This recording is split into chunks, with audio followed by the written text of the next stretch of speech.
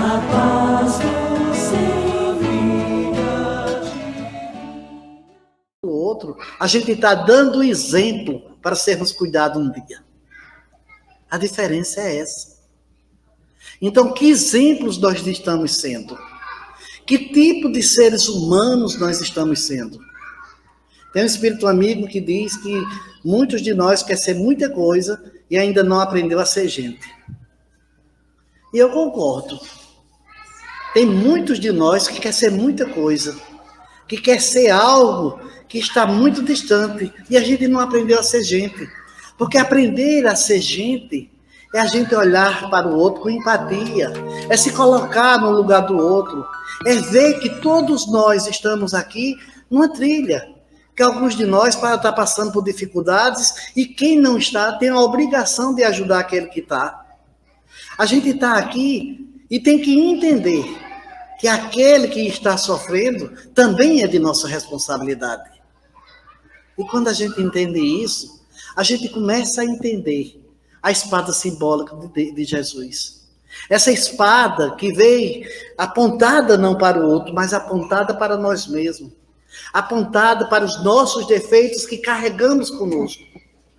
Porque nós temos isso, a gente ainda diz, tudo da gente é nosso, até a arrogância a gente diz, minha arrogância, minha impaciência, e a gente esquece que isso, nem isso pode ser nosso, porque até isso pode ser passageiro, até isso pode ser modificado.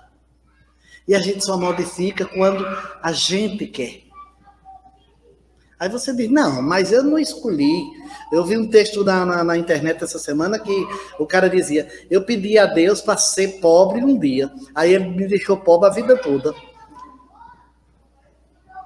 Mas será que o peso da riqueza não seria mais complicado?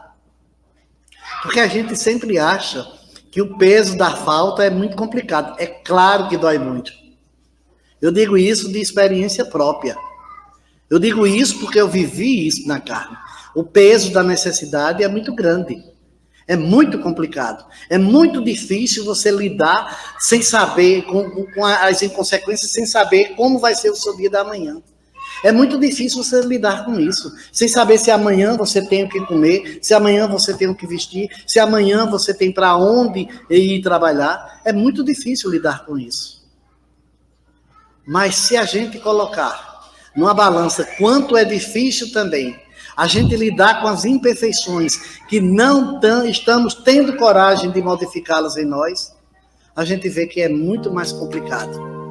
Porque o dia de amanhã, o próprio Evangelho diz, o dia de amanhã, deixa que o dia de amanhã cuida de si.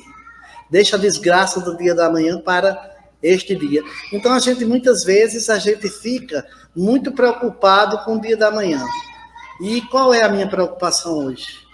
A minha preocupação hoje é o que eu estou fazendo hoje. Será que hoje eu estou fazendo algo que seja para contentamento da posteridade? Será que hoje eu estou fazendo algo que eu vou deixar impresso na mente e na memória dos meus filhos? E eu vou dizer, eu fiz um bom trabalho, e ele vai dizer, papai fez isso. Será que eu estou fazendo isso? Às vezes a gente fica querendo muito deixar fortuna, mas a gente precisava mais era deixar exemplos. A gente vê um Chico Xavier, o quanto ele deixou de exemplo. Um Bezerra de Menezes, o quanto ele deixou de exemplo. Uma Madre Teresa, uma Irmã Dulce, quanto deixaram de exemplo. E nós? O que é que estamos fazendo aqui? Eu acredito que cada um de nós, quando passarmos, a gente vai ser lembrado de alguma forma. E às vezes, a gente não sabe como é essa forma. Outro dia, eu estava pensando, eu digo, será que quando eu desencarnar, a pessoa vai se lembrar de César, que era muitas vezes sincero demais, duro demais, ou César aquele que trabalhava lá no Consolador? A gente não sabe, porque a gente não sabe o que está mais impresso na memória do outro. É claro que a gente tem que quer, na maioria das vezes, imprimir o melhor de nós. Eu gostaria de imprimir o melhor de mim. Estou trabalhando para isso. E acredito que cada um de nós hoje está trabalhando para isso. Paulo de Tarso, no livro Pão Nosso, esse eu não vou ler o texto todo não, que eu não quero cansar vocês, mas eu vou dizer só o primeiro parágrafo, viu? Desculpa aí, mas ele diz o seguinte: tendo o mesmo combate que já em mim tendes visto, e agora ouvis estar em mim. Paulo, na carta aos Filipenses, o comentário de Emmanuel diz o seguinte: em plena juventude, Paulo teçou armas contra as circunstâncias comuns, de modo a consolidar a posição para impor-se no futuro da raça. Pelejou por subterfugiar a inteligência de muitos jovens que foram contemporâneos. Deixou colegas e companheiros distanciados. Discutiu com doutores da lei e venceu-os. Entregou-se à conquista de situações material invejável e conseguiu-a. Combateu por evidenciar-se no tribunal mais alto de Jerusalém e sobrepôs-se aos velhos orientadores do povo escolhido. Mas será que era isso que ele queria? Aí no final ele diz: